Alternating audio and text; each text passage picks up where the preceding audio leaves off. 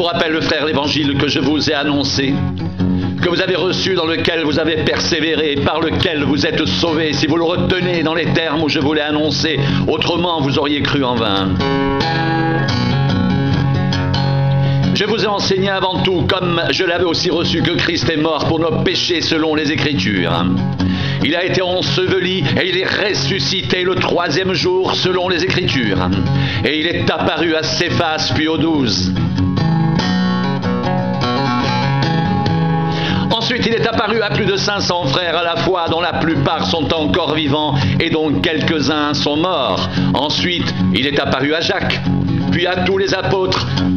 Après eux tous, il m'est aussi apparu à moi, comme à l'avorton, car je suis le moindre des apôtres. Je ne suis pas digne d'être appelé apôtre parce que j'ai persécuté l'Église de Dieu. Par la grâce de Dieu, je suis ce que je suis, et sa grâce envers moi n'a pas été vaine. Loin de là, j'ai travaillé plus que tous, non pas moi toutefois, mais la grâce de Dieu qui est avec moi. Ainsi donc, que ce soit moi, que ce soit eux, voilà ce que nous prêchons, et c'est ce que vous avez cru.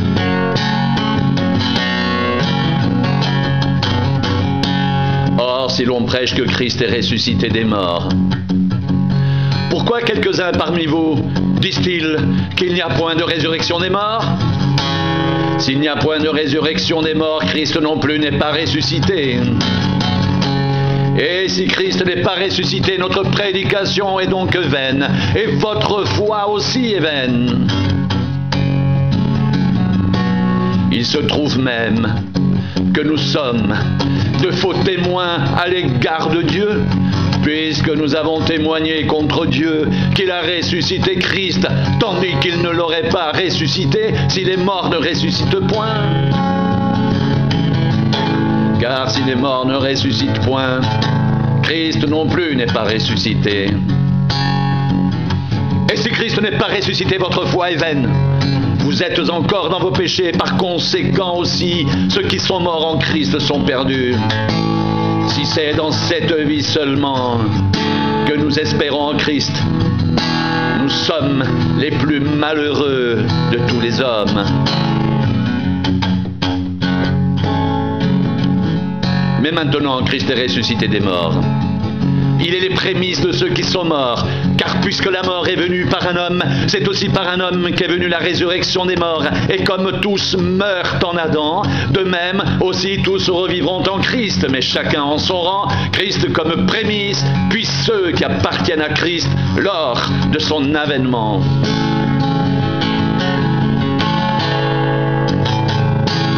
Ensuite viendra la fin, quand il remettra le royaume à celui qui est Dieu et Père, après avoir réduit à l'impuissance toute domination, toute autorité, toute puissance, car il faut qu'il règne jusqu'à ce qu'il ait mis tous ses ennemis sous ses pieds. Le dernier ennemi qui sera réduit à l'impuissance, c'est la mort. Dieu, en effet, a tout mis sous ses pieds. Mais lorsqu'il dit que tout lui a été soumis, il est évident que celui qui lui a soumis toutes choses est excepté. Et lorsque toutes choses lui auront été soumises, alors le Fils lui-même sera soumis à celui qui lui a soumis toutes choses, afin que Dieu soit tout en tous.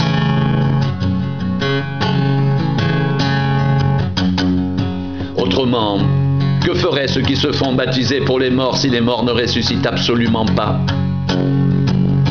Pourquoi se font-ils baptiser pour eux?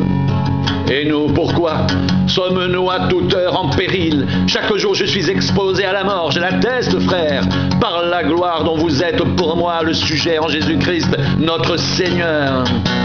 S'il est dans des vues humaines que j'ai combattu contre les bêtes à Éphèse, quel avantage m'en revient-il si les morts ne ressuscitent pas? Mangeons et buvons, car demain nous mourrons. Ne vous y trompez pas. Les mauvaises compagnies corrompent les bonnes mœurs. Revenez à vous-même, comme il est convenable et et ne péchez point, car quelques-uns ne connaissent pas Dieu, je le dis à votre honte.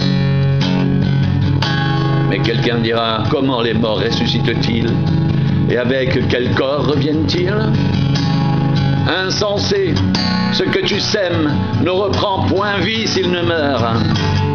Et ce que tu sèmes, ce n'est pas le corps qui naîtra, c'est un simple grain de blé peut-être, ou d'une autre semence.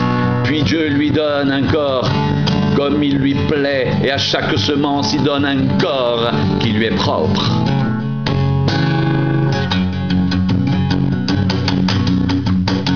Toute chair n'est pas la même chair, mais autre est la chair des hommes, autre celle des quadrupèdes, autre celle des poissons, autre celle des poissons.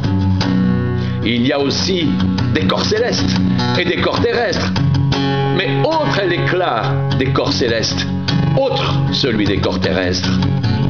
Autre est l'éclat du soleil, autre l'éclat de la lune et autre l'éclat des étoiles. Même une étoile diffère en éclat d'une autre étoile. Ainsi en est-il de la résurrection des morts. Le corps est semé corruptible, il ressuscite incorruptible. Il est semé méprisable, il ressuscite glorieux. Il est semé infirme, il ressuscite plein de force. Il est semé corps naturel, il ressuscite corps spirituel. Et s'il y a un corps naturel, il y a aussi un corps spirituel. C'est pourquoi il est écrit, le premier homme Adam devint une âme vivante. Le dernier Adam est devenu un esprit vivifiant. Mais ce qui est spirituel n'est pas le premier, c'est ce qui est naturel. Ce qui est spirituel vient ensuite. Le premier homme tiré de la terre est terrestre. Le second homme est du ciel. Tel est le terrestre. Tels sont les terrestres. Et tel est le céleste. Tels sont aussi les célestes.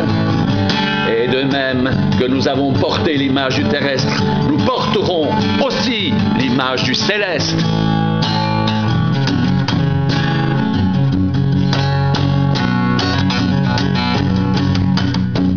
Ce que je dis, frère, c'est que la chair et le sang ne peuvent hériter le royaume de Dieu et que la corruption n'hérite pas l'incorruptibilité.